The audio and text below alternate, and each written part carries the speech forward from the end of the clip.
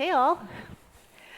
So we're here to talk about employee experience, but when we were preparing for this, Pete told me it's part of his job to look into the future and try and figure out where things are going. And I don't know about you all, but I find the future very confusing right now. So I'm going to ask him.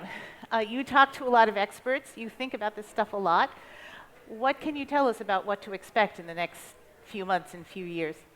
I'll tell you, I don't have the answer, and I think the reality is nobody does. I think over the last few years, the change that has been coming at us and at business has just been truly unrelenting. It's gone faster and faster and faster, and I think truly, and this is becoming almost cliche, preparing for change is what we're all doing, and I think. Many of us have said, I hope that things slow down. I hope that we can get back to normal. But the truth is what we are experiencing today is very likely just going to increase in speed. The way that change is coming at us, all of us, that's just going to continue to increase. And what we see when we talk to large businesses is we see the top leaders in the world preparing for that. They're preparing their business for this unrelenting change and for it to be going faster and faster. And there's a lot of things that they're doing. They're looking at their processes. They're looking at their people, making sure that the people are the right people. And they're also looking at the technology that they have in place in order to be able to adapt to that change. Automation is a huge investment on the technology side. From a people standpoint, investing in the employee experience, which is one of the reasons that we want to talk today, is a big thing. Making sure that they have the right people in place to deal with that change. Okay, and that's, yes, I think things are coming at us really, really fast indeed. One of the changes we think we're seeing right now, possibly, is a slowing of the economy. The Federal Reserve put the brake on interest rates. In Seattle, where I live, we're starting to see accounts of job offers being rescinded and even layoffs here and there. In a world where the labor market is not as tight as it seems to be today, if that world comes, how is that going to change the balance for employers focusing on employee experience? Yeah, that's a great question. I think it's kind of been almost in an analog to the housing market. It has been for employees, it's been an employees market for the past few years. And when the economy slows, I think that the natural thought is that that's going to go back. It's going to become an employer's market. But the way that we think about it is that there's been a tremendous amount of progress that's been made on behalf of employees in the past few years. And most of that's not going to go back. Some of the superficial things, foosball in the break rooms, maybe pizza every day for lunch. That might be, but the important things like employees wanting to work for a company that has purpose, employees wanting to have their voices be heard by their employer, more flexibility in the way that they use their time. Those things aren't going back, and at the same time, employers have also learned, and employers have learned that having employees who are well, so starting to focus on employee wellness, having employees that are engaged, motivated to be there, productive, is good for their business as well. And so even though the balance might shift a little bit, most of the change is here to stay, and I think that that's generally a good thing. And that certainly sounds like a good thing to me. So when we talked about this before this session, and we talked about the employee experience things that everybody cares about, remote work, flexible time, as you just said, the 4-day work week's a big hot topic. But you said the most important thing is actually what you called bidirectional listening. And I thought that was really fascinating. So can you tell us a little bit about that and why that's so important to employee experience? Throughout history, most of the communication between employers and employees has been one direction. It's been from employer to an employee base. Now, certainly the labor movement helped give a bigger voice to employees. But in reality, a lot of that was what I would call an averaged voice, one version of what everybody thinks in a company. At the same time, we've all seen a rise of individualism, a rise of diversity in our workforce, and frankly, as I was talking about before, employees want to be heard, and they want to be heard as themselves, not as just one big broad group of employees. And so what that means is we need to be able to hear that. And so we need to de-average the voice of the employee. And that takes technology, and it takes, I think, process and different techniques to do it. I'll say at Workday, we do that in a couple different ways. We've got analytics that give us kind of a broad-based view. We have a leader and HR partner view of communicating with employees. We also have manager to employee conversations, and we actually make those anonymous, which is really interesting. It gives the employees the ability to have an anonymous conversation, and we can talk later about how exactly that works, but an anonymous conversation with their manager and choose to reveal themselves later if they want. That really opens up the channels of communication and gives us kind of what three-dimensional view of who the employee is. And so what kinds of things do you learn from these anonymous conversations? That sounds quite so fascinating. Or what can companies learn from anonymous conversations that they can't capture with the data? It's all sorts of things that somebody wouldn't say maybe in an open forum, or something that somebody might not say directly to their manager. But I'll say one of the most interesting topics that people talk about is compensation. You wouldn't imagine how people are kind of afraid of having that conversation even with their own manager. But if they could say something anonymously like, I haven't had a conversation with my manager about compensation for the last 2 years, that gives a manager kind of a bit of a sense of, hey, maybe I should go have those conversations with my employees. So there's all sorts of things that come out of that ability to be anonymous that I think is a benefit, again, to both the employer and the employee. And this is maybe a more squishy question, but can you give us a sense of why that might be as important, or maybe even more important than, say, the ability to work remotely?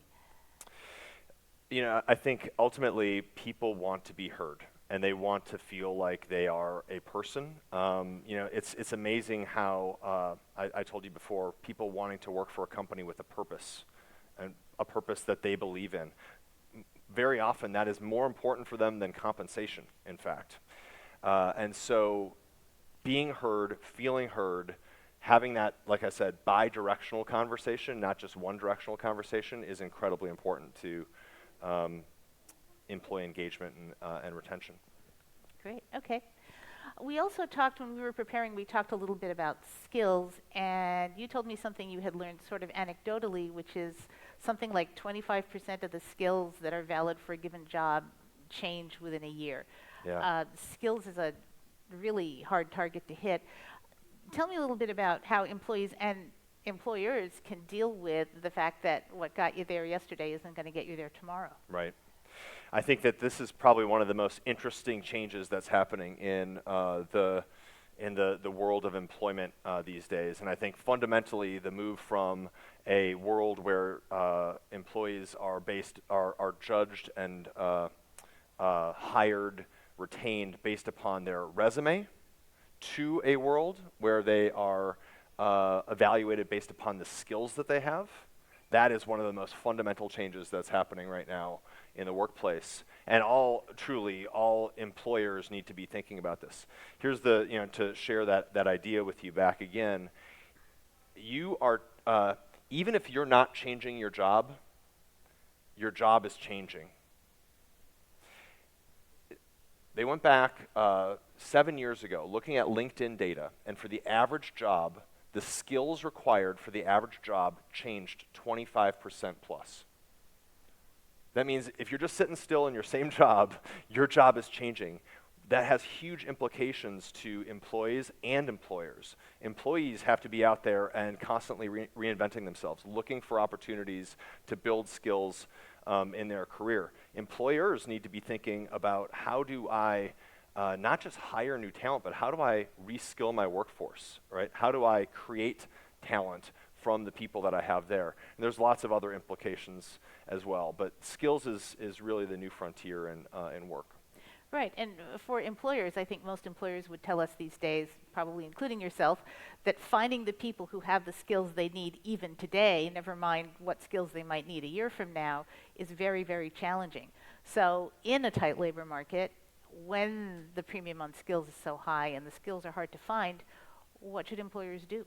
Well, I think that's really interesting, and I think also today with this dynamic of a changing economy, et cetera, we need to think about what's going to happen next. But in a world where there is a very tight labor market, employers are more willing to hire somebody that doesn't have the perfect resume on paper, and they'll say, oh, sure, I can go and I can hire somebody with the core skills and then give them a chance and then be able to essentially move them up while they're on the job. And I think that that's one of the interesting things to continue to watch over the next few years. It's again, this is kind of that concept of an employer's market to an employee's market to an employer's market, and I certainly hope that that's one of the things that stays. But here's another interesting kind of anecdote, which is the difference in skills, the set of skills that you need to be a bartender and a customer service representative. There's about a 30% difference. So that's interesting. And what we're talking about here is people skills, or as they get called, soft skills. Do you think that those are very important, less important, growing in importance, diminishing? All of those skills are important. I think so. When you go to university or you go to a trade school, typically you're learning hard skills. You're learning how to do something. It might be with your hands. It might be how to format a presentation. It might be how to write a book, for instance.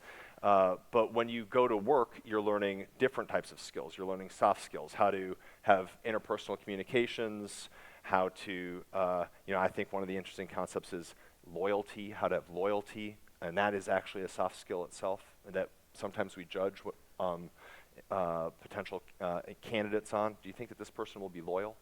So all of those things are important, but the thing that's interesting about soft skills is they're typically learned on the job, as opposed to in trade school or at university.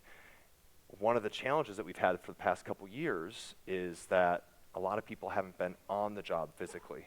And so we do see a lot of the people that have just entered into the workforce really wanting to get back to an office so that not only do they have communications with each other, but they can learn those soft skills and they can advance in their careers. And that's really interesting. And so for people who are working remotely or working remotely part of the time or in an all-remote company, how, especially if they're relatively new, how can they gain those soft skills? I think employers have done a lot of different things to try to do that. I've certainly been part of, we've experimented a lot at Workday of, y'all remember like the early days of the pandemic where we had cocktail hours on Zoom? Oh yeah, I've done that. I'm glad that those ended. I like those, every once in a while, but not every Friday night. I've got other things to be doing on Friday night. But I'm not sure if that's been nailed yet, to be honest. And I think that there's a lot of room for us to continue to improve. We're gonna, the hybrid workforce is here to stay. I think a lot of people will be going back into the office, but we certainly will be having a lot more flexibility, and we do need to figure out ways to build soft skills even when we're at home. Okay. Well, and we have a few minutes left, so I'm going to switch gears a little bit because I'm guessing there's a lot of startup or aspiring startup founders in the audience, right? Raise your hands, maybe, startup founders or people who want to be. So Pete comes out of the startup world, was involved in 4 startups, of which 3 exited. I think that's what you said, that's right? Got it right? In this world of uncertainty that we've just been talking about, what kind of advice would you give to startup founders and people who want to be startup founders? That's great. I would say in every one of the startups that I've been part of, there's been one characteristic that's made them more successful than the other. Of course, there's the team, there's the market, there's the product, et cetera. A focus on culture is the thing that I've really found to be the differentiator. My job is to be the chief strategy officer at Workday, but the reality is this is an old anecdote, but culture eats strategy for breakfast. So what does that mean? It doesn't mean that you don't want to have strategy. It just means that culture is so darn important. If you don't have people that are motivated around a common set of values, around a mission that you're trying to go and achieve together, you're not going to be successful. And so whenever I speak to startups, and part of my job today is I run Workday Ventures as part of my organization, is to make sure that the startups are actually thinking about that, right? And they're thinking, it's not just something, hey, let's go spend an hour and brainstorm what our values are going to be. You got to really put in the time, and you got to really invest in making sure that that is part of your business. Okay. Well, you anticipated my next question because you do had Workday Ventures, and I guess you see hundreds of pitches from startup founders every year. If somebody wanted to pitch you or a VC out there, what advice would you give them? And specifically, what might Workday be looking for in pitches? Yeah, so Workday, we are a global financial management and human capital management and planning company. So if you have back office systems, we do that, but we do that in the cloud. And so we look to extend the mission of Workday. We look for new technologies that are going to help chief human resources officers, chief financial officers, planners, procurement, et cetera. And there's some really interesting technology out there, honestly. There's some really interesting ideas that are out there. We hear 250, we have 43 investments in the portfolio. We hear 250 pitches a year, which is just minuscule compared to a lot of the VCs that are here on site today. But honestly, it's get your idea out there, be differentiated, have a great team, focus on culture, have a large market, and get that out in a couple minutes, right? We've all seen them on stage today, and my heart goes out to those folks on stage. It's a really tough job. It is hard. So, and you kind of anticipated this with your last answer, but I was going to ask, what are the biggest mistakes you see people make when they're pitching someone such as yourself or pitching a VC? Start at the 10,000 foot level. And mostly people that are listening to pitches don't know what the heck you're talking about. So start really, really high level, and here's the world, here's my market, here's the problem I'm trying to solve, and then zoom in. I quite often, and honestly, you hear these 2-minute pitches, and you're in 1 minute and 45 seconds, and you're like, what does this person do again? Like, where am I oriented in the world? So really, explain it to me like I'm a kindergartner. Okay, and we have about 10 seconds. So in those 10 seconds, can you tell us real quick, is there any specific thing that Workday Ventures is really looking for? We are looking a lot at automation these days. It's about, for us, how do we take the manual work out of work and put power back into people's hands. And I think that there's a ton of exciting opportunity out there. Great, and with that, that's all the time we have. Thank you so much, Pete. Thank you. And that's it. Thank That's you. great.